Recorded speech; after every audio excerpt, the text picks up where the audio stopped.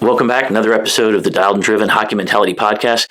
Chris Palmer, mental performance coach with Piranha Training. I work with hockey players throughout the world to help them get what they want. Jeff Lerg, former professional hockey player, national champion, Michigan State, unbelievable guy. He wants everything for every goalie he's ever worked with. Goalie Mentors was created so that he could create something that allows a legacy far beyond him to help people get what they want all throughout the very difficult path of being a goalie. This podcast, as you know, talks about pain points. Every single week, we want to come up with something that's usable, something that's important to parents, important to players, important to goalies, important to people all across this footprint of hockey. And today we want to talk about something that's really, really kind of controversial. And it's this idea of, should I ever do anything outside of hockey?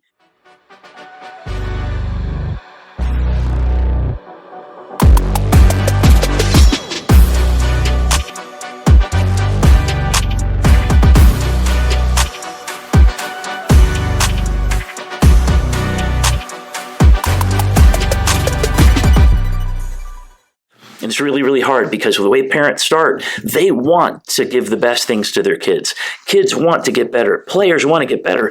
And it's so obvious that more hockey helps you get better. It makes so much sense. But is that true? And that's what we're going to talk about today. Jeff, would you like to start? Yeah, thanks, Chris. I really enjoy this topic because I love sports.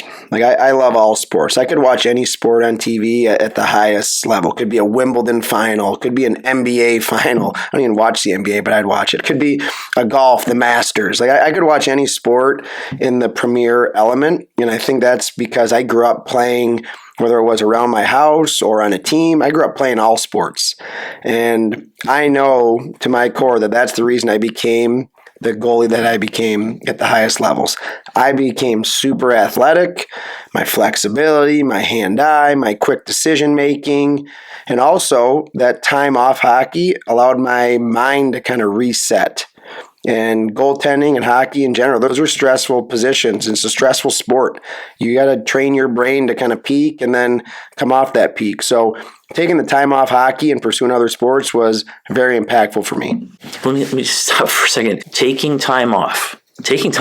I mean, this is Jeff Lerg, right? This is the guy that I know, and everybody knows you. You are the epitome of dialed. You're this guy just always on. I mean, even your Christmas lights are up in October. Okay, and seriously, you're just a guy in every single way. You're on top of this stuff. And you're saying, take a break. Come on, man. We're talking about people who are paying thousands of dollars to try to get better, paying for private lessons, paying for skating, paying for nutritionists, trying to get all these things, going to camps in the spring. What do you mean take time off? I mean, seriously, there is a feeling that if you're not out there busting your ass every single season, every single off season, if you go more than a few days, that you're somehow missing out. There's this FOMO thing, and I understand it. So are you actually telling me seriously that people should feel good about taking some time to do something else besides hockey? Because there are literally hundreds of thousands of people in North America right now who are calling BS on what you just said. Seriously. Yeah, I think one of the coolest stories that I've ever had training a goalie, and this is a female goalie, she's going to play at Division I level next year. I was training her, I think it was last spring, and I remember having coached her for years. I remember that she was a track athlete. So I remember we had a private lesson last spring, and I was, hey, how's track going? You're still doing that? She goes, oh, no. Freshman year, I was on the varsity track team. Sophomore year, I was on the varsity soccer team. Junior year, I was on the varsity field hockey team. And now it's my senior year, I'm on the varsity tennis team. I stopped. I said, that is the coolest thing I've ever heard. I said, you are awesome at everything you do. You just randomly pick a sport in the spring and say, yeah, I just want to be on the varsity team. Oh, by the way, then I'm going to go play Division I hockey next year. But for sure, that helped her develop, and that helped all of those things that other sports do. That it took some time off hockey, quick decision making, the explosiveness, being on a team. Goalies in particular, there's many times you can kind of separate yourself from that team environment. You're sitting there in your crease. You're not having to make passes or find ways to get open. Now she's playing other sports, and you have to learn those things. You have to kind of learn certain routes or paths, or what does it mean to do a give and go. And those type of things will help you as a goalie. You'll start to put yourself in those situations. Now you're playing forward as a soccer player and you're scoring goals. That'll help you once you get yourself back in net and in your pads as you're starting to kind of think how an offensive player would think. I mean, it's great that works, and I hear it. But I hear the parents, I hear the kids, I hear guys in juniors thinking about trying to get a D1 gig, hearing you say, take a break. And when you're coming into your age out year of whatever, age out year of 18s, your age out year of juniors, you're pissed scared. You're worried you're not going to, like, there's this impossible to do too much. I just have to do everything I can. And I understand that feeling.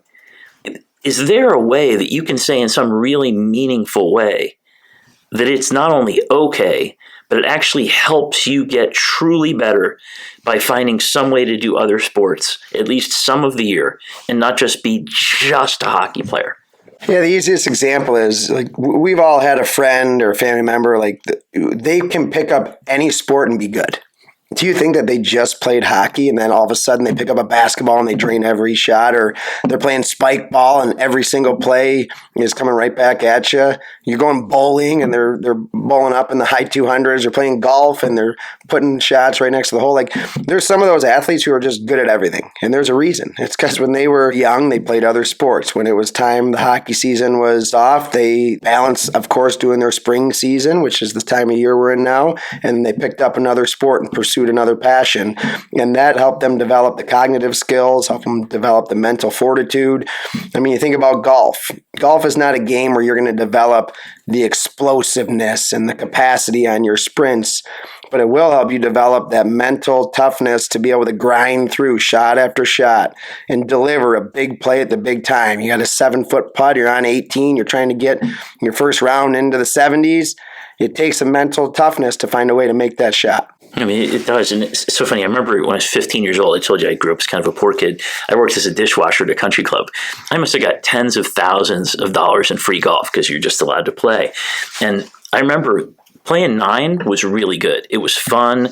It was relaxing. It was cool driving the carts as a kid. But that second 9, man, it was such a mental thing to try to be dialed in, because it is physical, and especially if you take, 2 or 3 practice shots, which is pretty normal, kind of swinging, you can exhaust yourself in the sun over time.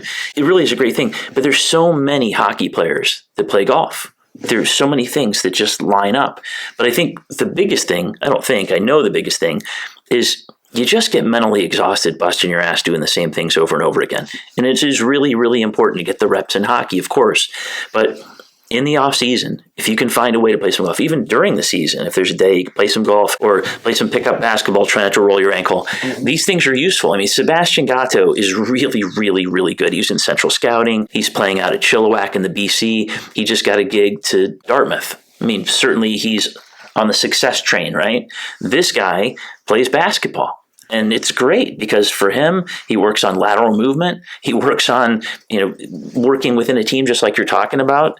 It's a great thing for him. Plus, it's really exhausting and it's fun. And I think the mental side of this is so important because I don't think anybody can do the same thing every single day and truly have meaningful practices. Everything needs to be intentional. If you're trying to go and practice, it shouldn't be just to do it. It should be to actually have an intention to solve a problem or do something. We talked about national team development before, having their goalies out. Sometimes they have whatever ice they want, hour and a half available. I've seen them cut a practice at 22 minutes. So, okay, it's enough. We got enough for today. Another time it's at 40 minutes. And it's because they're trying to do things that are intentional. And I think all of our practices for hockey, if they're not intentional, they're not going to move us forward. And I think that's where this other side comes in. And as hard as it is, as counterintuitive as it is to think about, man, I should do hockey. When you go over here and you're doing this other stuff, it builds so much else. It builds peace of mind, builds mental toughness. It builds the fun part, the team part. It really is awesome, and it does grow people. Yeah, and even if it's not on a team element, it's during this time of year when it starts to get nicer out, use that time to your advantage. Like Jeff Lavecchio and I, who's my old roommate in junior hockey in Omaha, he has this awesome training company, Give More, Be More, GMBM. And we used to go out in the driveway after our practices. Like, we'd have a tough practice, hard bag skating to finish. We didn't just sit there and just lay around and watch TV all night. We'd have some food, go outside. We'd start playing pig in the driveway, shooting baskets. And he probably played one-on-one. He probably smoked me because he's over 6 foot and I'm 5'5". But we had fun with all these different ways of just developing our skills and being athletes and quick little transitions and making passes and develop those skills that'll lead to more success on the ice. Yeah. So think about this for a second. You're a parent and trying to help your kid get the big hockey dream. You're a kid, you want to move on. You're a guy in juniors and you know the clock's ticking on your career. Whatever this is, wherever this is, you know there's this feeling that you should be doing this one thing. And if you choose to do another thing, you choose to go off, let's say you go swimming, let's say you play soccer, whatever the thing is, you hear that this is good, but then you see A, B, and C guy on your team doing other stuff. There's this feeling of, oh my God, like they're doing this, I should be doing this. You can get sucked into this. And it's a real thing. People are really, really frustrated. They worry. I have guys call me, especially right now, what should I do for spring? What should I do for spring? Should I go to this combine? Should I go to this combine? Hey, I got all these invitations. Well, yeah, and you can go to all of them. But is it meaningful? Is it intentional? So everybody has to find their mix, and it's really, really hard. But can you talk some about how maybe people can get past that feeling of, I'm really missing out here, I'm really screwing up, look at what everybody else is doing? Can you talk to that at all about how you might feel and how you went through? Because you saw people doing all kinds of things all the time around you. You had to decide, what's your path? What's your intention? Yeah, the best way is you're trying to develop to become a full athlete. That's mentally, physically, cognitive ability, explosiveness, maximum capacity. You're not just developing to become a great stick handler and stick handling through tires and doing all these skill sessions. Of course, that's part of it, but it's not the whole recipe to success. And for me, in particular, was playing other sports up until about the high school age, and then hockey became the priority full-time as far as a team sport. But I still did those other elements whenever I had my downtime because I just love sports, love athletics. But what I also did in order to build my confidence is I frequently went to the local track and field and would hop the fence because half the time it was locked, break in there to go get myself doing stair sprints up and down, or be doing my 110-yard sprints all the way down, 15 seconds down, 45-second rest. Or I do my 30 seconds on, 30 seconds off, plyometric jumps. And that stuff involved no coach, it involved no skill, it involved no money. All it was my time and passion getting myself up there. Sometimes it was with some of my closest friends. Many times it was solo. That makes sense. If you think about hockey, it's so easy to think about these repetitive movements. There's so many repetitive movements that happen in it. And they're not all the repetitive movements that somebody can do in their lives. Like if you're in football, there's different movements. If you're in swimming, it's different movements. And whether it's working on mobility or working on strength around those areas, it makes a huge difference. I used to tell people, if I was to grab a skeleton out of like anatomy class, and I held it up like this, and I'd let it go, what would happen to the skeleton? It would collapse. It would fall on the ground because the skeleton has no ability to hold itself up. It's all the other pieces, right? It's the ligaments, the tendons, the muscles. And if you have a problem in any of these joints, you build up the muscle around it, and it's like this whole infrastructure that helps it become better.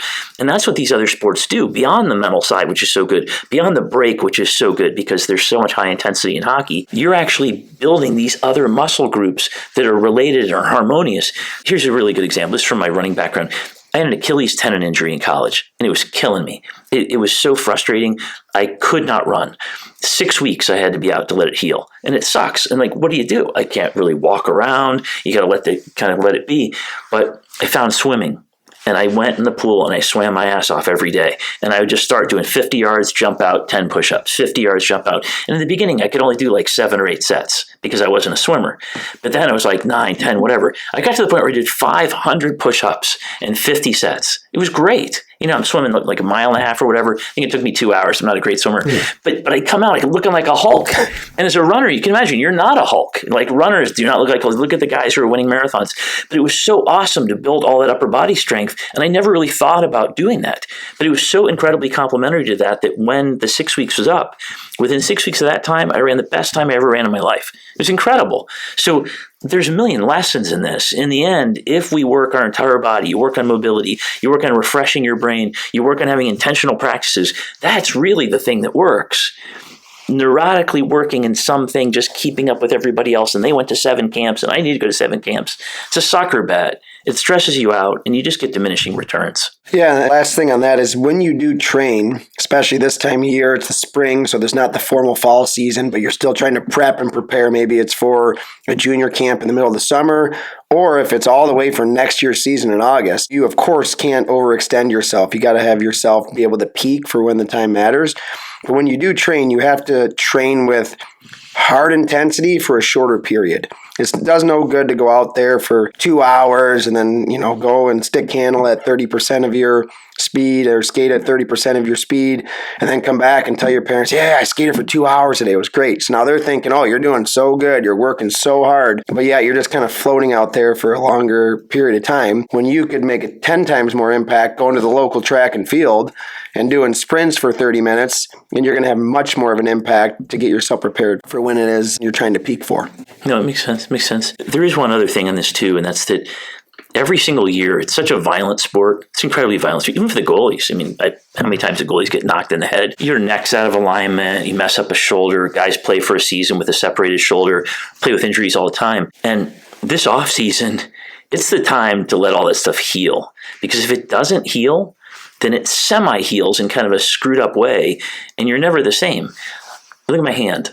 This finger, I skated when I was in 5th grade, and I fell, and I broke my finger. And I didn't really realize it, and it wasn't that bad. It's not that bad, but you can see it's not the same. Mm-hmm. I never fix it. Well, the body fixes it in the wrong way. And if you don't fix your injuries, if you don't take time to actually take a break, then you're going to be in a situation where you're going to have things that aren't working the way they're supposed to. So even just on the recovery side, it's so important to take those 90 or 120 days you have over the summer to just get healthy again. You can still work out, you can still do things, but try to find a way to heal up, because then you can come back stronger. Many players, goalies, whatever position, many of them will worry about losing confidence or, I just don't feel as good. I don't feel as sharp. Well, of course you don't feel as sharp. I was the worst goalie in the country for my age group in June. I didn't skate 5 days a week in April and May. But by the time the season started and it was time to peak in September, October, I was one of the best because I knew when to peak. I knew how my body needed to kind of reset, and I knew that my timing would be off in the middle of the summer. I knew my game reads weren't going to be as sharp, and I couldn't fight through traffic as well, of course, because I'm not in the middle of a season. But I also knew that my confidence was still being built because I was working way harder than everyone else on that track. I was envisioning, I told this story before, I was envisioning all my competitors against me on that track. And if I get it in 15 seconds or less, I win. And if I don't, I lose. I was kind of pushing myself, and I kept doing it rep after rep, week after week, and my confidence was sky high. I knew I did the work, and I knew over time my timing and all my reads would come back because you're going to get to your daily practices and daily habits, and your muscle memory will take over. Would you say, just so people can hear this, because you have a network of people, you've worked with 8-year-old kids to serious 10-year-old kids, to guys who are in Pee Wee, Quebec, to guys who've gotten gigs at the highest levels, guys who've gone on to great juniors gigs, guys who've gone on to play in the AHL, guys in the NHL. You're in this network of people. You're one of these pro athletes. Would you say, so that people can hear this right now, that it's true that the guys who are more rounded, the guys who did other things, the guys who went outside, like USA Hockey has this thing, their national camp, where they actually sit with everybody in a room and they say, please don't have your kid just be a hockey player, because if he's just a hockey player, he's not going to build his entire body. He's not going to have his mind sharp when it comes to the season. They tell them this. This is USA Hockey. Do you agree with that? And in your experience with the guys who are the best that you know, would you say that the guys who became the best were guys who weren't just single-mindedly focused on hockey, but they're guys who were dialed in hockey when it was supposed to be in hockey, and they recovered and refreshed and worked on other things outside of it? Yeah, of course, because it kind of touches on many things that we've talked about. I mean, I think one of our recent episodes, you talked about the London OHL scout was looking for someone who knew what was going to happen next. Hockey's not just physical. There's a big mental aspect and a huge cognitive aspect where you have to learn to be a step ahead.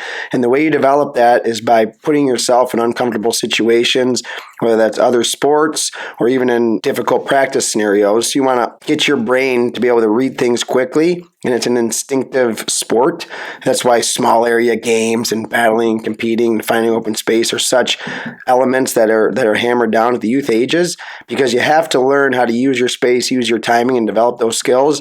They're developed to a certain extent by playing your position, but to me and all my closest buddies, we all did other activities, and I've said it many times, I was surrounded by my closest best friends, all played Division I college hockey, and pretty much everyone else played in the NHL but me.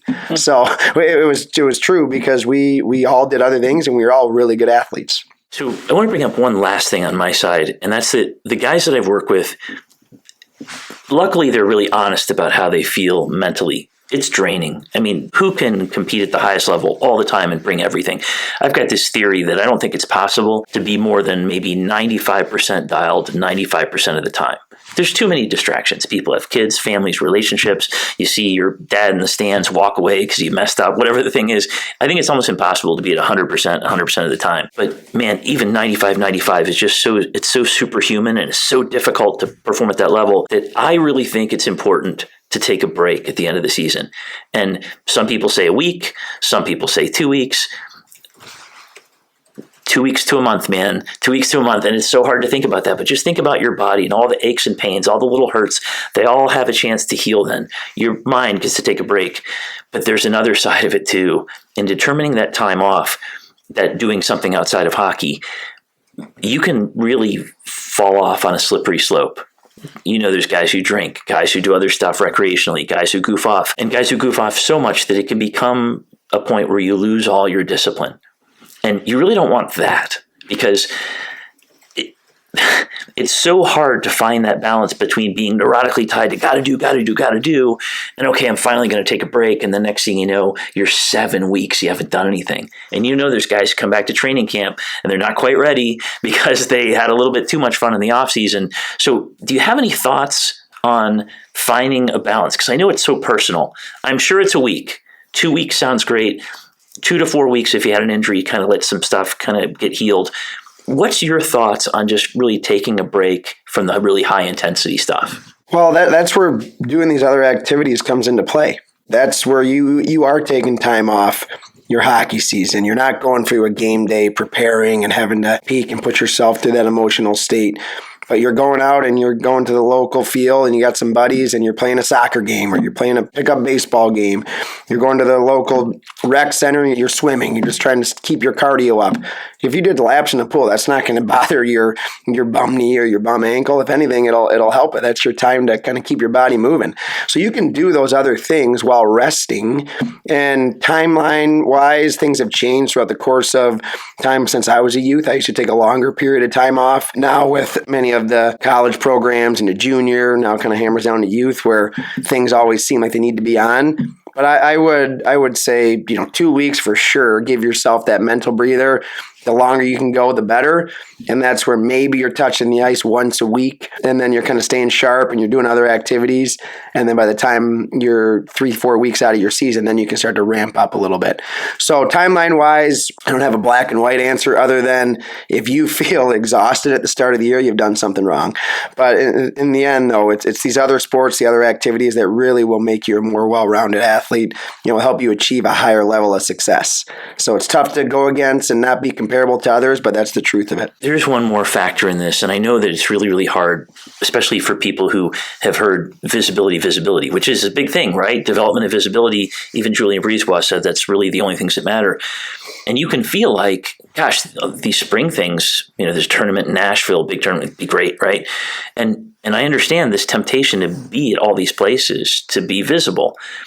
But in the end, it seems to me, from what I've seen, is that if you're trying to be your best, be visible when you're at your best, how is it possible that you can be at your best an entire season and then somehow you go off into a thrown together team for, 3-4 games in a weekend, and somehow you're going to be spectacular there and keep your motivation. Then somehow you went through because you had 5 opportunities like this to be seen, and then in this effort to be seen, you're really not at your best, and then you come around the next season and you're exhausted.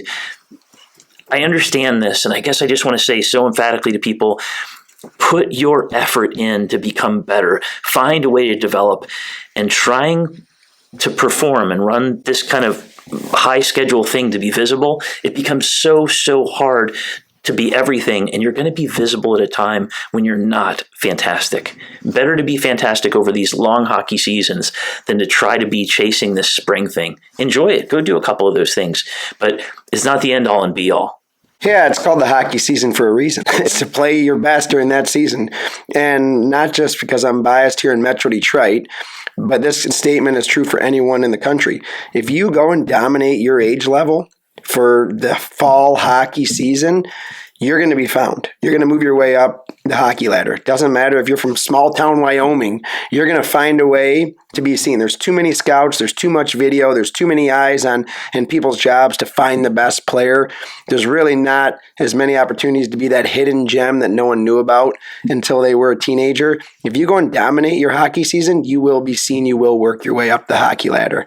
If you waste your time and money and resources on every summer combine and special scouting event in the middle of July, you're just going to be thinking you're doing things right, but it's not going to be impactful. So it's this time of year. It's do other sports, get outside, play tennis, play pickleball, go to the track and field, pick up a baseball bat, golf club, whatever you can do to enhance your athletic ability and find a way to become a better athlete overall.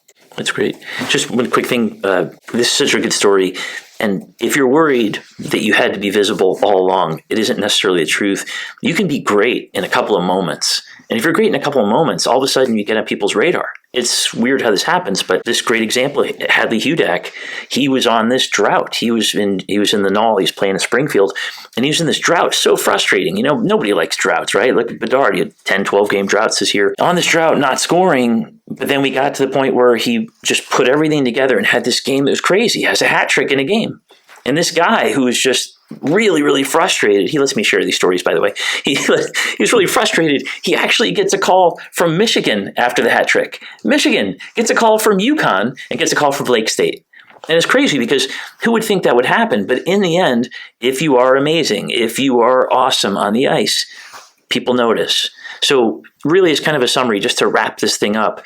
We understand the pain point for you guys. You're trying to find a way to be great, and you've heard that guys who start at 2 years old become amazing out of reps. And I understand that.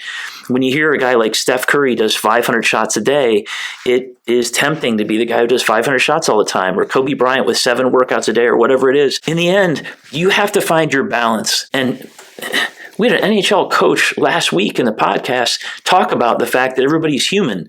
You got feelings, you have stresses, you have things that happen. Nobody's a robot, nobody's a monster. So find a way to be everything you can during the season. Find a way to be responsible in your off-season training, to work on your strength, to work on your mobility, to do things that are fun, to refresh your brain, to do other sports. I'm not making this up. He's not making this up. This is what we see over and over again, and this is what works. This is the magic trick for people. In the end, you have to find your balance. That's important. And if you can find your balance and you can find a way to be absolutely everything you have during the season and everything you have in intentional training, everything changes. You want to take us out, Jeff? Yeah, awesome summary, Chris, because it is true. We can go on and on about stories of people we know that have played other sports and then made their way to the highest levels. So hope our listeners got a lot out of this. I know it's tempting to follow the others, but find a way to get outside, play other sports during this time of year, and more importantly, stay dialed and stay driven in all your goals, as that's the only way you'll become successful. Jeff Lerg! One of the best saves you will ever see! Keeps this game alive! Chris Palmer again, the Hockey Mentality Podcast, Dialed and Driven.